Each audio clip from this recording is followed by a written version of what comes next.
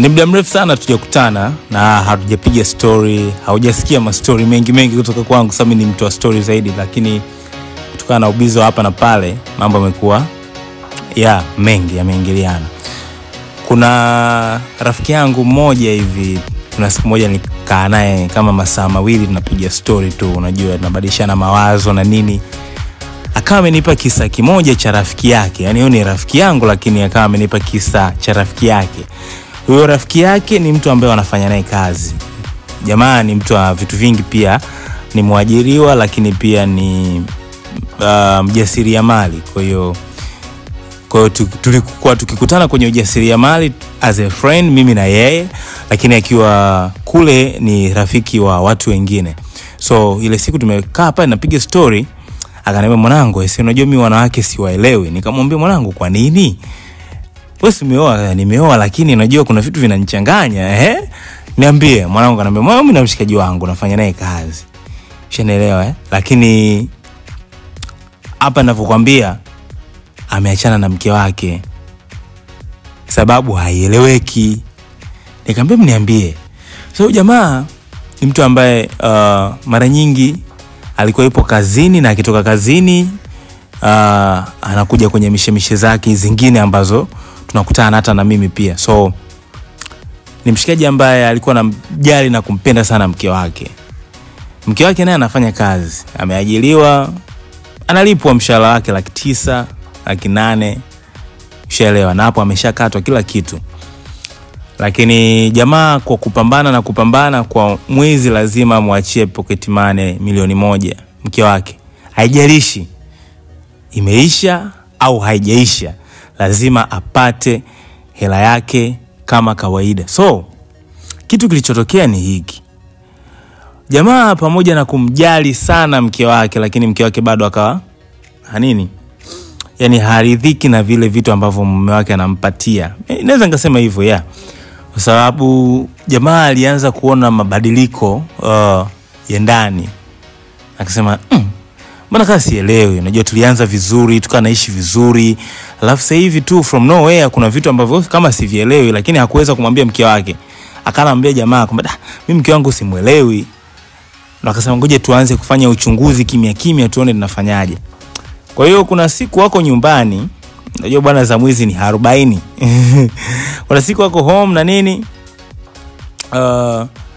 nafikiri mke wake alikuwa anataka kwenda kununua matunda sokoni. Jamaa akamwambia kwa nini usimtume bodaboda wako aje aende sokoni? Sasa ila kweli na ngoja tu nimtume. Basi akapigwa Bwana Juma. Bwana Juma akawa amekuja. Bwana Juma pale.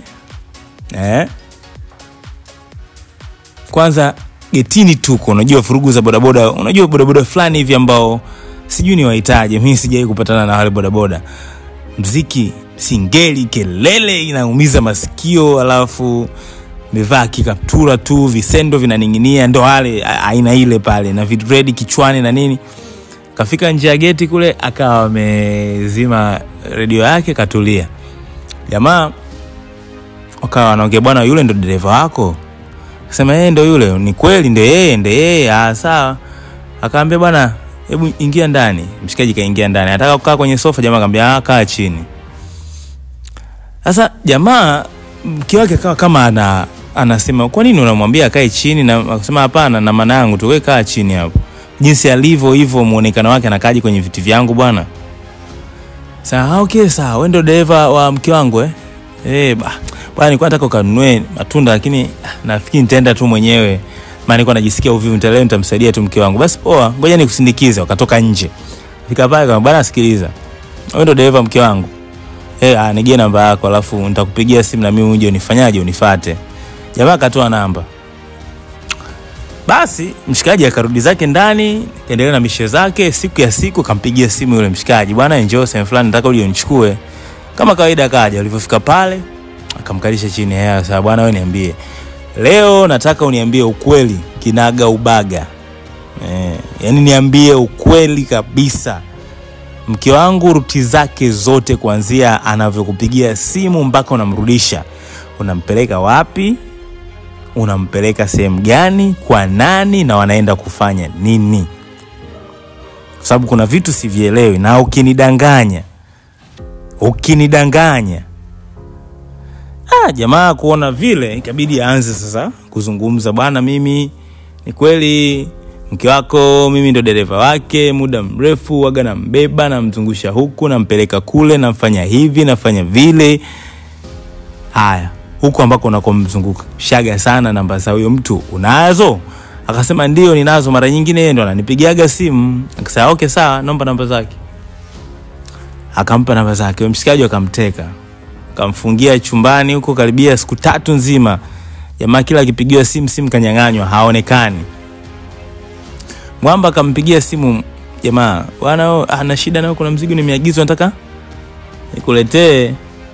Jamaa bila iana, yule jamaa sasa ambaye amechukua, ambaye mke wake waga anaendaga kule baada ya dereva bodaboda kusema, wakaenda kule wakakutana bwana, pap titi fotati, mkono kwa mkono bwana. Haya, wakakaa chini, bwana sikiliza, wewe ndo fulani? Ndo mimi bwana, mimi nimekuja hapa kwa dhumuni moja tu. Wewe bwana unatembea na mke wangu. Mke wako gani? Ngasema unatembea na mke wangu. Unamjua fulani? Ndio namjua. Anambia sawa, yule ni mke wangu, mimi hapa namhudumia kwa kila kitu. Unavyoona kila mwisho wa mwezi mimi nampa 1 milioni ya matumizi. Yeye anafanya kazi, ni kweli mnafanya kazi wote. Sawa na maana kumbe hela zangu ninazompa anakuja kukuonga wewe, pamoja na wewe kwamba ni mwanaume na unafanya kazi.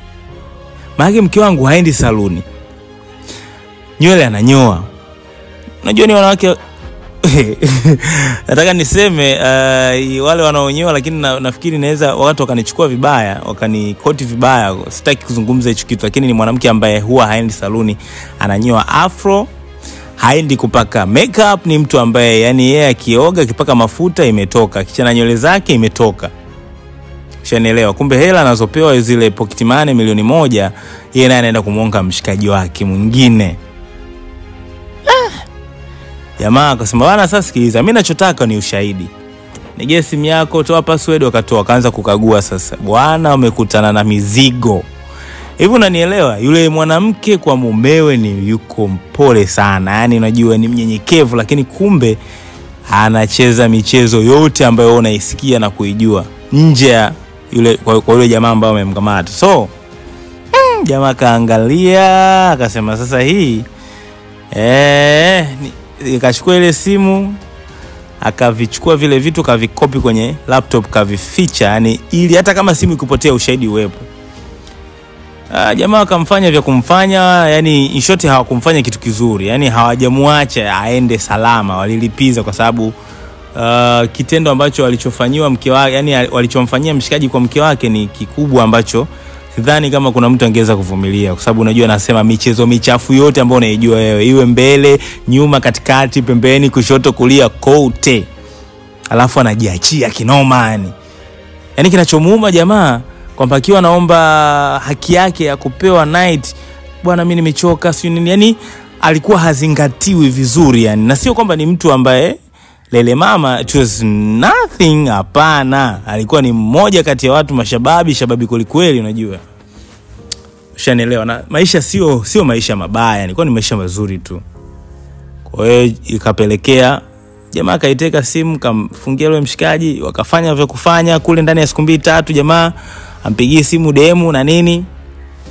Basi bwana, kilichotokea ikaenda. Kumbuke mwanaume hajamwambia mke wake hata kidogo na hajaonyesha tofauti ya aina yoyote. Asa kaenda, jamaa kaanza, yule mwanamke kaanza kudai kuachana na Mwamba. Kadai kuachana na mshikaji kwamba ameshachoka bwana, anataka waachane. Jamaa kamuuliza kwani shida ni nini? Jamaa sasa hapana tu, mimi nafikiri sasa hivi nataka tu nikae, nirudi tu nyumbani, kapumzike, basi niishi tu mwenyewe. Nimekukosea nini mke wangu? Niambie tusameane, unisamee. Mwanamke kata wakaenda mpaka nyumbani kwao, wamesuluhisha. Nyumbani kwao anaulizwa, je, umemfumania? Anasema hapana.